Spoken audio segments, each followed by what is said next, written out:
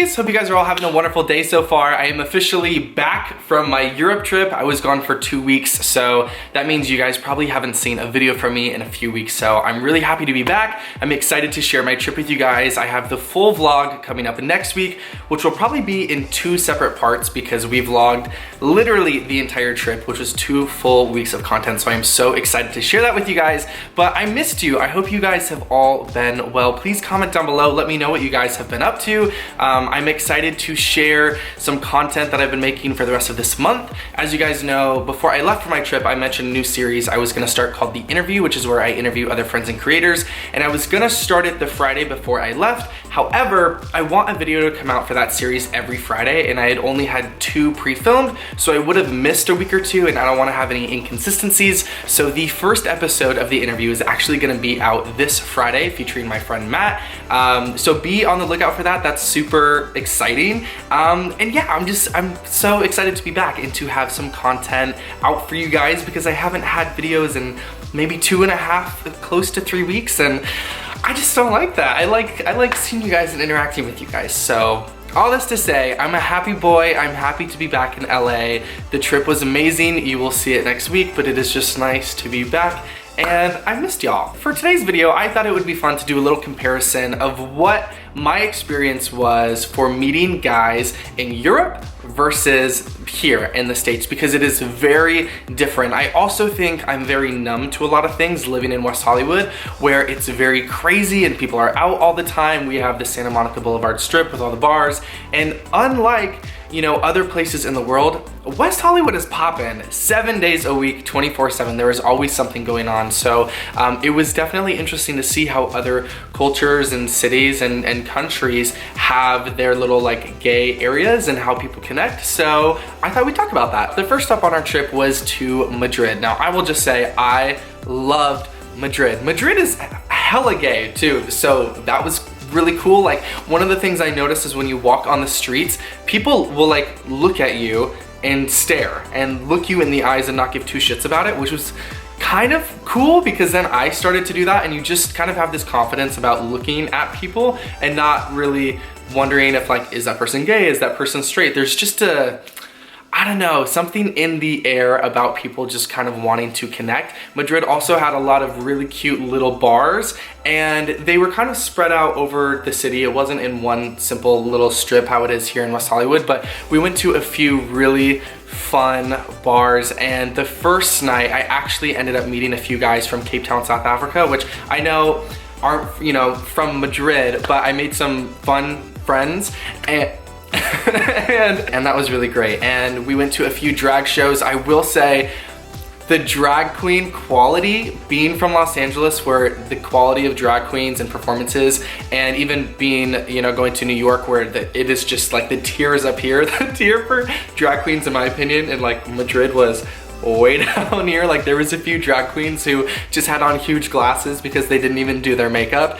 And I will say though that the drag queens that I saw in Madrid all sang instead of lip sync, so that was really cool to see. The next stop we had was in Barcelona, and that was really fun. I didn't see like a crazy huge gay scene. It was more of just, they would have like individual nights. Like, we went to an event called Dirty Beach, and we actually went to a few gay beaches, which were really cool. I mean, they have those in California, but that was a cool way to kind of like meet people and hang out, but then they would have events that night. So we went to one called Dirty Beach, and this is a little clip from it right here you guys can see, and it was essentially kind of like, not a rave, God, what are they called? I'm so spacing the word. Anyways, they were fun, but everybody was on drugs when we went to this, so you kind of, I feel like, had to be on that to be in their zone, and Cole and I didn't do drugs. We only drank, and the alcohol we had there wasn't even getting us drunk, but we still had a really fun time. One thing I also noticed too in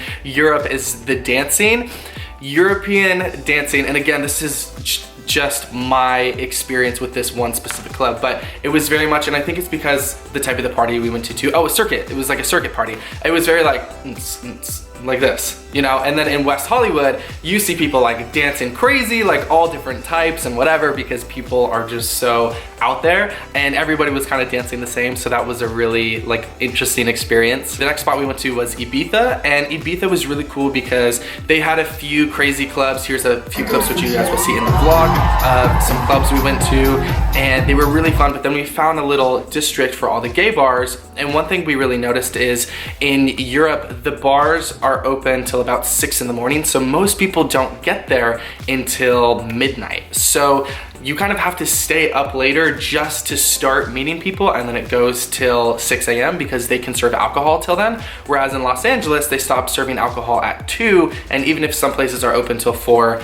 they stop serving alcohol at 2. So to meet people, you kind of had to stay up later, and if you got to bars earlier, you would get to see them and they would be cool, but they would be completely dead. I will say, as somebody who was traveling, having Scruff on my phone was definitely an incredible way to meet people. You guys have probably heard me talk about Scruff. It is a gay dating networking app you can download, and one of my favorite features is their venture feature. So once I landed in Madrid or Barcelona, it would automatically change my location to visiting in that city and let other people in that area know that I was visiting. So it was a great way to meet people and also chat with local ambassadors to see where the best places to go were in the city. If you guys are ever traveling and you want to meet other guys, definitely check out Scruff in the App Store. You can also use it to network and to meet other people. I met a few people off of it just to kind of show me around the city, which was really fun.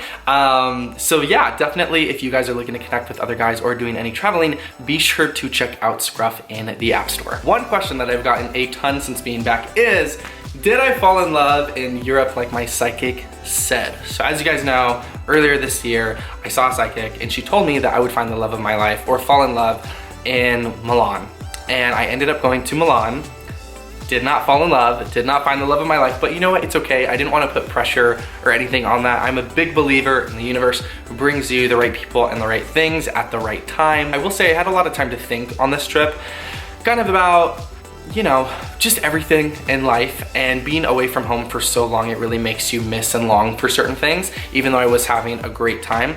But being back now, I really kind of feel for the first time since I've been single, almost 14, 15 months, something like that, that I feel like I'm finally at a point where I'm ready to start dating again. So yeah, that was something that on the trip I was like, you know what? I feel like I'm just finally ready to put myself back out there in the dating world. And the dating world sometimes to me is like, ugh, I hate like the first initial conversations and all that stuff and whatever that you have to go through with like multiple people, but that's the process of it. But the thing is, like, I just feel like I have a lot of love to give, and I want to give it to somebody. I want to share that in a relationship, and I feel like for the first time in a long time, I'm finally at that point where I'm like, I want to be in something more grounded. So that was a cool little realization on the trip. So now I'm back in LA, open to whatever comes my way, so we will see. So after Ibiza, we went to Milan. Milan was pretty incredible. We were only there for a day, but oh my gosh, the men there, whew, beautiful. It was great. We didn't really go out and do anything though, because we were only there for a day. And then we went to Florence, and I gotta say, Florence was like so beautiful, the city, but it had no gay scene. And we looked it up, and it's supposed to be one of the gayest places in Europe. And I just think that's because people think or believed that Michelangelo was gay, which he probably was. I mean, have you seen the statue of David? I have. Only a gay man could do that. But there was like no gay scene or gay bars, or there was one, but we went to it and it was like a cruising bar, and it didn't open till midnight, and we were like, no thank you.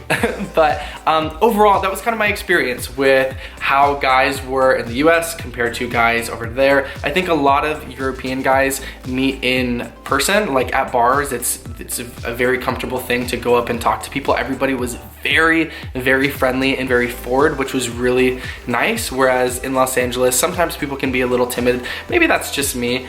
I get a little nervous sometimes to talk to people, but overall I had a really great experience, and it was so nice to see how people interact with one another and the other gay scenes in other parts of the world, because it's so easy to just have tunnel vision and think that how you live is how everybody else lives, and that's not the case. So with that though, I really hope you guys enjoyed this video of my experience with gay men around the world in gay bars, because it was very beautiful. You guys will see a lot more in depth in next week's